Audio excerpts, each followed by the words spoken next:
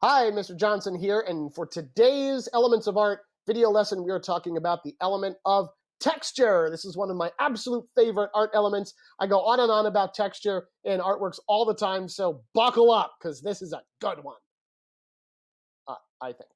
So, let's watch this video by Design Dojo on the element of texture. They do a phenomenal job explaining some of the facets of the element of texture and how they're used in artwork. So let's take a look, and then we will talk about it. I love the sounds. The element of texture. Texture is the tactile quality of a surface. Textures can be categorized by their method, function, and character.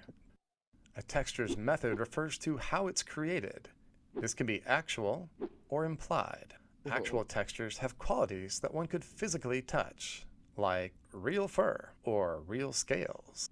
Implied textures are the illusion of a texture, as created through drawing techniques, or the virtual mapping of a texture using software. The function of a texture can also be important. Textures can be critical to identifying what an object is, and textures can offer a sense of spatial orientation. Lastly, the character of a texture spans the range of tactile descriptions. For example, rough or smooth, hard or soft, glossy or matte, and thousands of other tactile possibilities. These subtle visual cues provided by texture often help a work feel more interesting and more complete. And there you have it, the element of texture.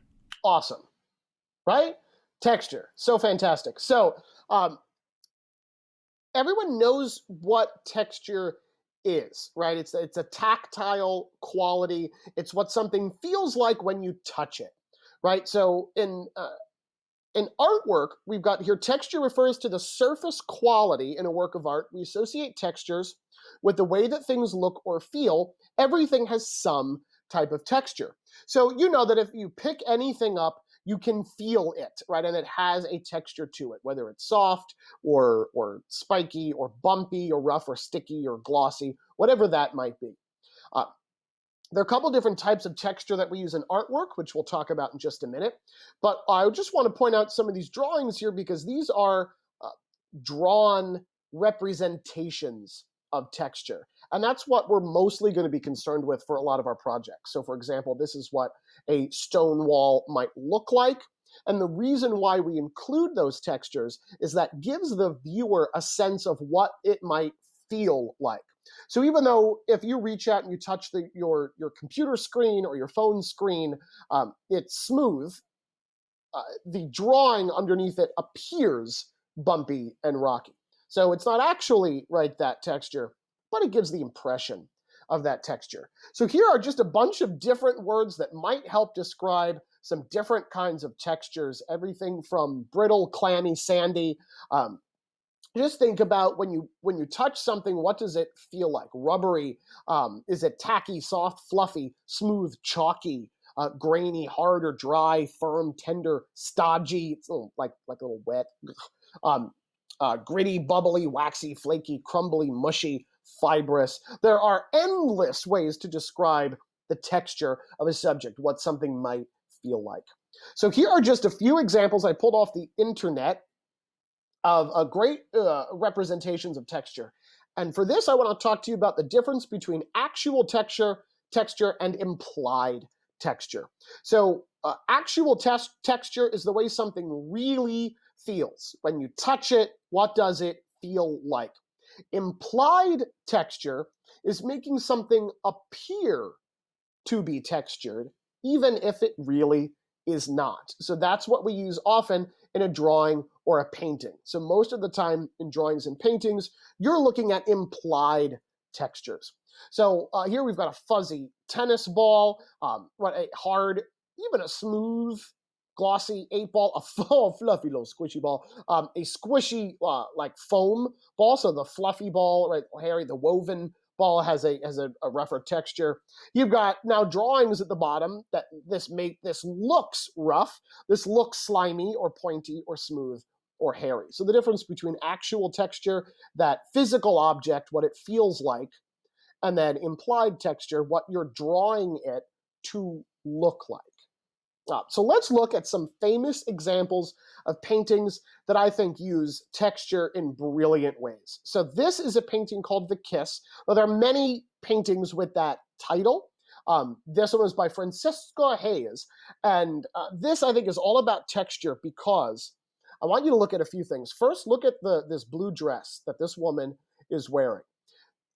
For me, what's amazing about this painting is that he creates the look of a specific type of fabric for the dress, right? This skirt part looks like it's satin, right? It has that glossy look, the folds and pleats where that fabric holds. It really creates the illusion of being satin. Now, it's not really satin, so it's implied texture, but he does an incredible job at the illusion that that's satin. And then if you look at the man's cloak, this looks like it's a heavier material. Maybe it's a wool or something like that, because it looks like it's a lot heavier. We know it's not actually heavy, but it creates the impression of being heavy. And then he also uses texture throughout the entire background because he creates what looks like a large stone wall. And we know it's not really stone, it's paint on a canvas, and it doesn't really feel rough like stone, because if you were to touch the painting, it would feel smooth like paint. The museum frowns upon you touching the painting, so don't do it. But it's all implied texture. I hope that makes sense. So he makes it look like it's satin or look like it's stone. Now this is an artist, Pierre Auguste Cot. There's a painting called The Storm. This is in the Metropolitan Museum of Art in New York City. I'd never heard of this artist until I saw this painting in the museum. I said, this is beautiful. And one of the things that I love about it is the way that he creates texture. So first, just look at the ground. I know that obviously the figures are the subject, and they're awesome. But look at the way he creates this kind of dirt, rocky path with the texture, including highlights or color blend, and then the more textured plants that are growing up on the side. And then look at like the sheer texture of the woman's dress. It really looks like some kind of, gossamer material. And then look at the heavier texture of the cloth. Now, texture, when you're working with it, doesn't survive by itself. You don't use just texture when you're working because it has color or it has value with light and shadow. So it plays off of all of these other elements, but it really helps create that realistic illusion in a painting. Even the texture of the woman's hair, like that really looks like hair. It looks like if you were to reach out, you could touch her hair. Obviously you can't, but it creates that illusion. And now this is an example of actual texture. This is a photograph of the Ishtar Gate lions. We don't know who the artist is. It was from ancient Babylon, thousands of years ago. And this gate is made out of mud bricks, sculpted in three-dimensional and all stacked together to create a huge wall. And the lion is 3D, raised off the surface of the bricks. They've actually carved in the details for his mane and his fur. So if you were to reach out in the museum, right, and touch this, it would feel like stone. It would feel rough. It would feel bumpy. It would have all of those actual qualities because this is really made out of stone. So this is the difference between actual texture right here and implied texture right in the painting. Does that make sense? Good. So here's what I'd like you to try. Create a texture rubbing using different objects from inside or outside of your home. I realize that the text is grammatically incorrect, but you know what? Just noticed it now. So here's what you want to do to create a texture rubbing. It's very simple. You have the piece of paper that you're doing this on, so take a page in your sketchbook. Place an object underneath the piece of paper.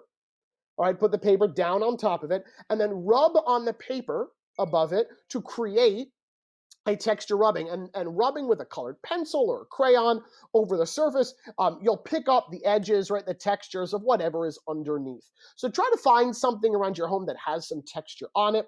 A coin works really well. That's a great subject because it's got that little raised detailing right on the face of the coin. Let's put a penny or a dime or a quarter, a nickel under there.